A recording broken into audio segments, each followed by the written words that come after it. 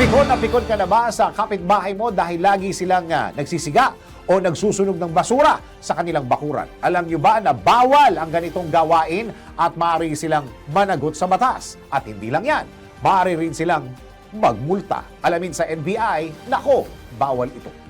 Kapitbahay na palaging nagsusunog ng basura? Nako! Bawal ito! Minsan, mabibigla ka na lang na amoy usok o amoy nasusunog. Nagsisiga na naman pala kasi ang kapitbahay mong paborito. Makakasama na nga ito sa ating kalusugan at sa kalikasan. Mayroon pang nakakairitang amoy. Kaya kung ikaw ay mayroong kapitbahay na ganyan, maaari muna kayong magharap sa tanggapan ng barangay. Kapag hindi kayo nagkasundo, pwede kang magsampa ng kasong paglabag sa Republic Act 9003 o ang Ecological Solid Waste Management Act of 2000.